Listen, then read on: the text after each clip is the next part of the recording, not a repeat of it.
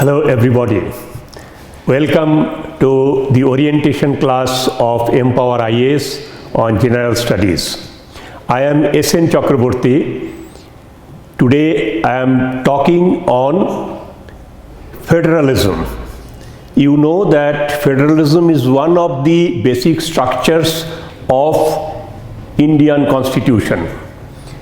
And on this federalism, the controversy has never been ending. From the very first day of independence, this issue has remained alive in political discourse.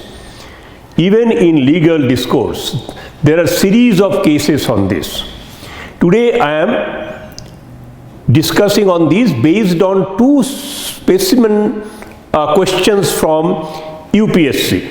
One is from 2015, which says the concept of cooperative federalism has been increasingly emphasized in recent years, highlight the drawbacks in the existing structure and extent to which cooperative federalism would answer the shortcomings.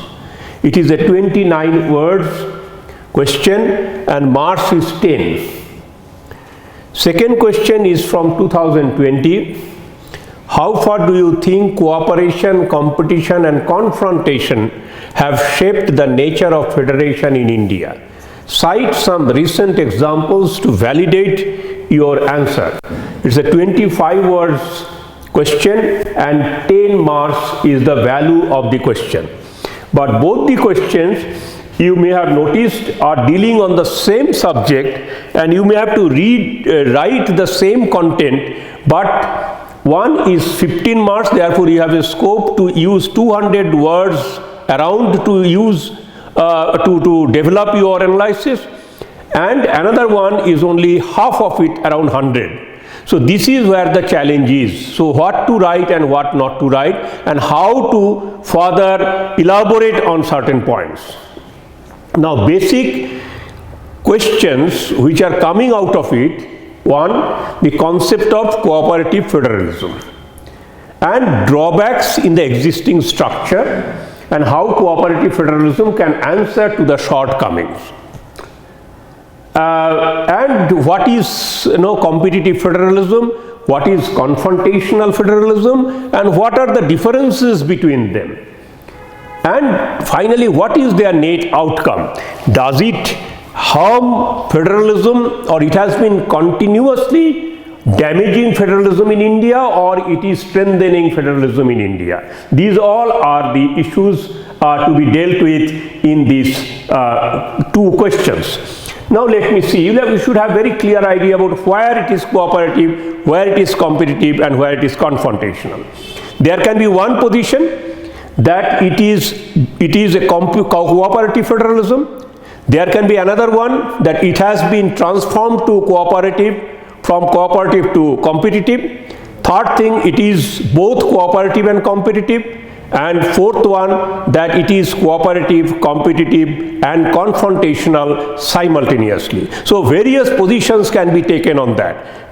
Now based on your position, you will develop your logic, reasoning and examples, illustrations.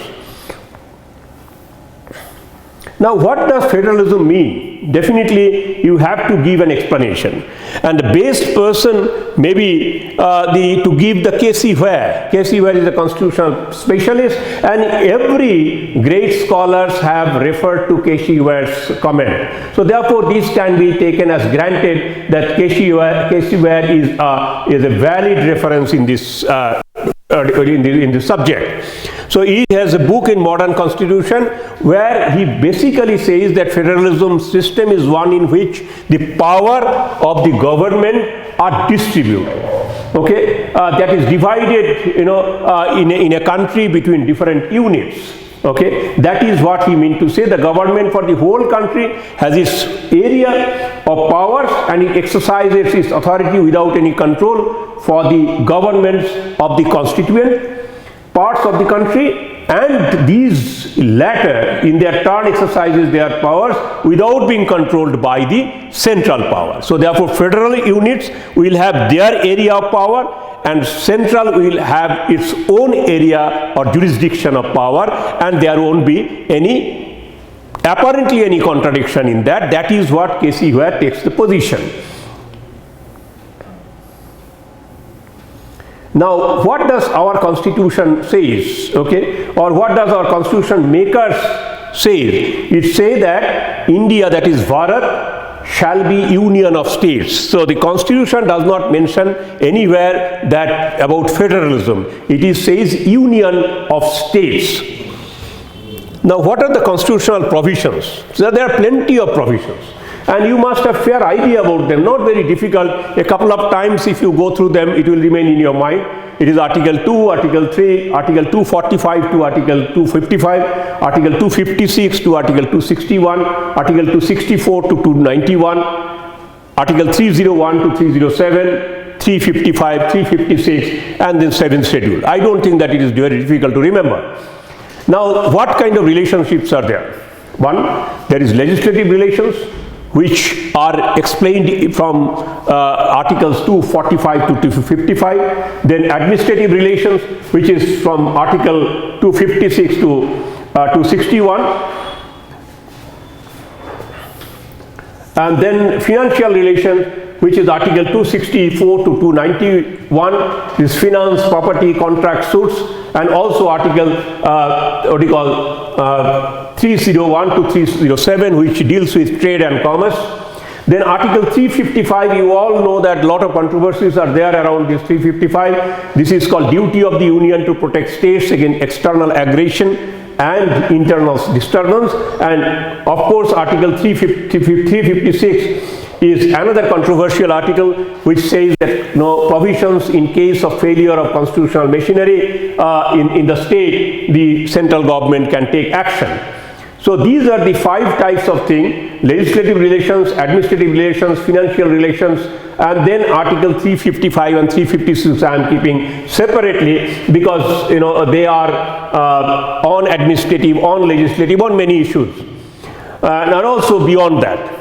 Then we have 3 levels of government. One is center, then is state, and then is local.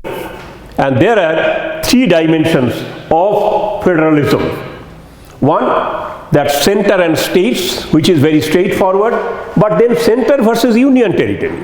Okay, in between we have union territory, and that union territory is again divided into 2 different kind of union territories. One with legislature and one without legislature.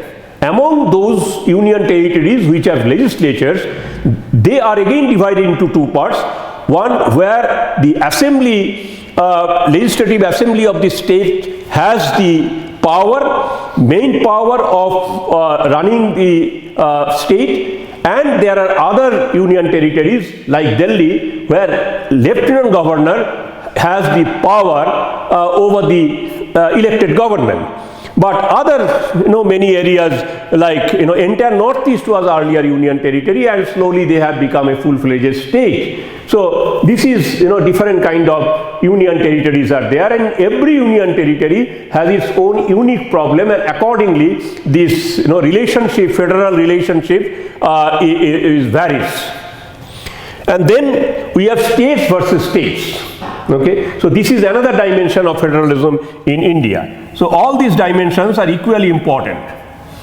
Now, what is cooperative federalism? Let us go very straightforward. It is the concept which reflects the relationship between center and state, where they both come together and resolve the common problems with each other. Okay, that means both center and state, they come together, they work together, and through dialogue and negotiation they resolve their issues. And then competitive federalism is a federalism when units of federation pursue a healthy competition, not a bitter competition, but healthy competition for economic interest, for developments, for eradication of certain social problems, social issues. It is vertical relationship between center and state which competes with each other. Okay, so it's a vertical relation, center and state, which is doing, and also state, and also center and union territory. So different kind of competitive environment can be seen in Indian context. But finally, all of them has to go towards the growth and development of India. In cooperative federalism, constitution plays a pivotal role in collective actions.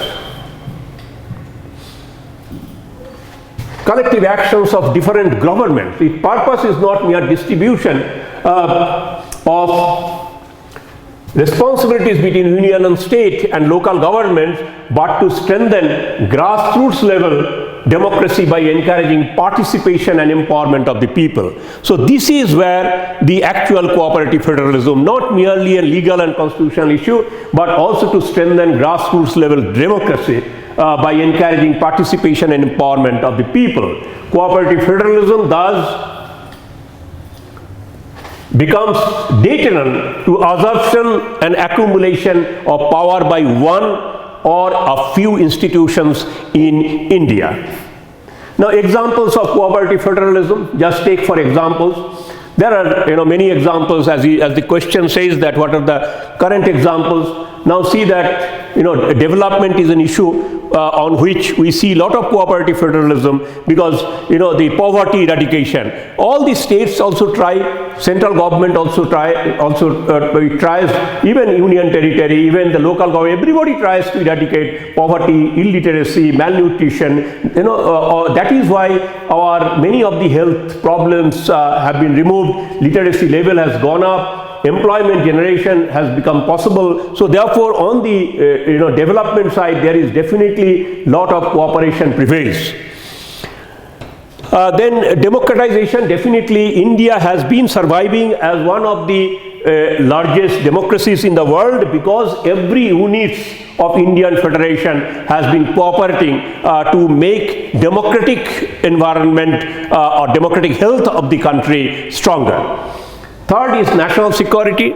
Now, even there is ideological differences between the parties, even there are confrontations between state government or central government, but on the issue of national security, you will always see that entire country is together. So therefore, there is cooperation on this. Even there is cooperation on secessionist and separatist tendencies.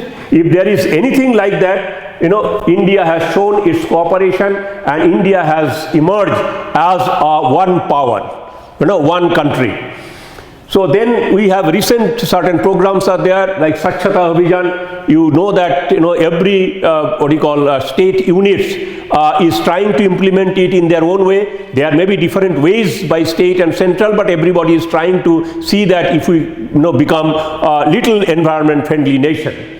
Then Atmanirbhar Bharat is again a new program, and Atmanirbhar Bharat, every state, every union territory has been trying to contribute towards this effort. Then Digital India is spreading across the country, because only cooperation among the states, among the center and state is prevailing in the country. Then disaster management, whenever there is a disaster, you will see that all the states, center, state, everybody is together to see that how people can be helped in their difficult times. Then social development programs, as I said, that infrastructure development is there, there is school development, there is lot of social issues are there, women's empowerment is there, there are social, various discriminations are there, to remove them. You will see that, all the states cooperate on these issues.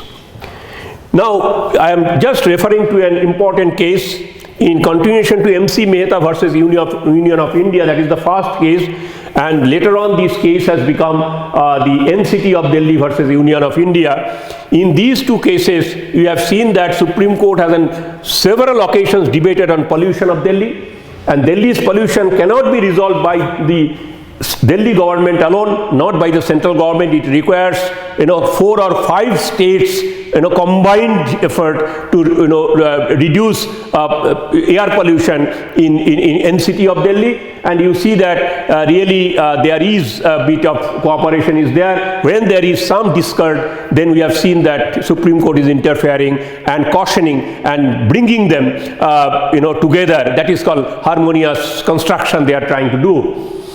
And then examples of competitive federalism. It is not that we don't have competitive federalism. We have seen that many of the states are trying to perform better than the central government, maybe because of political compulsion, because of ideological compulsion, or because of their or strategic position.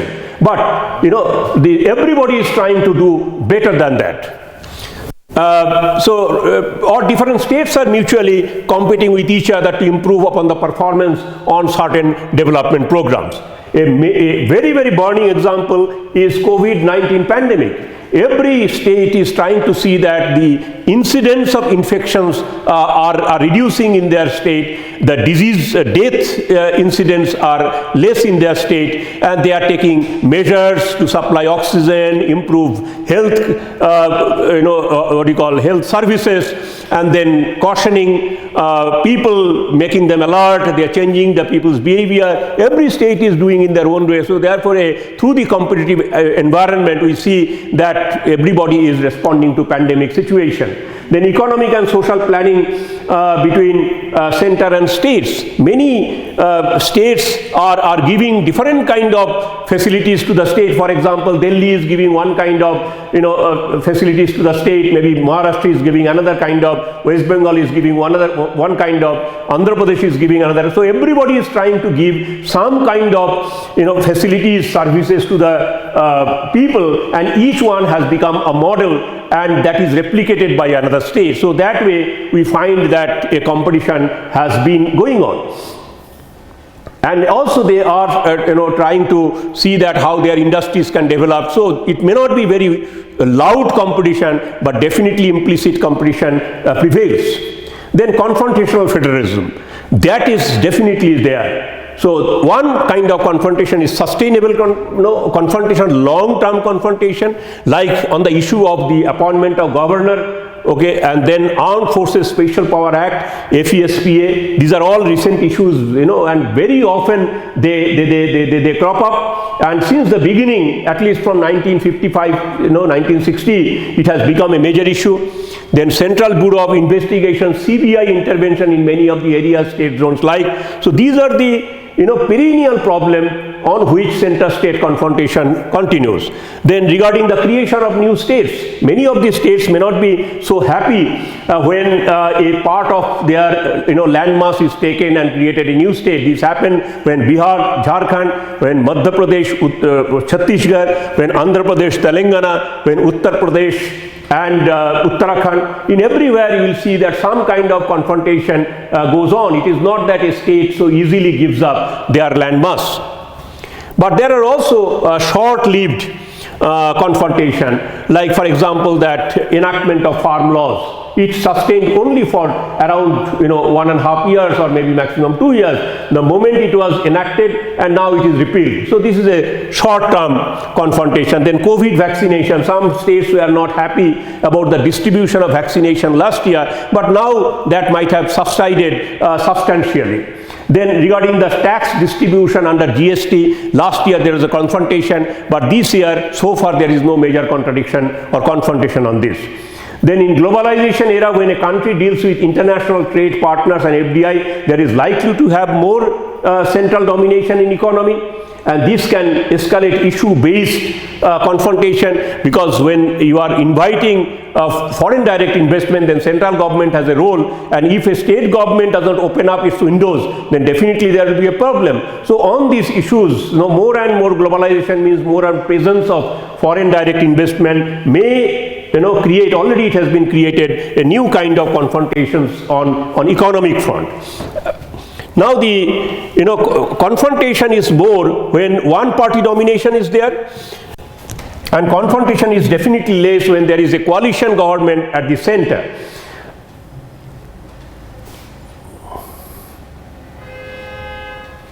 So in this case, you can really mention one important case, that is called SR Bombay case of 1996, then Delhi government and EOI 2018 case regarding the power of LG. These are very, very burning cases, because SR Bombay is a landmark case. Then there are ideological barriers, there are regional sentiments on which also the confrontation crops up, like on Hindi language. Many of the South Indian states are not very comfortable, so these become sometimes an area of confrontation. Now let us come to the estimation, how you can estimate your answer on this topic.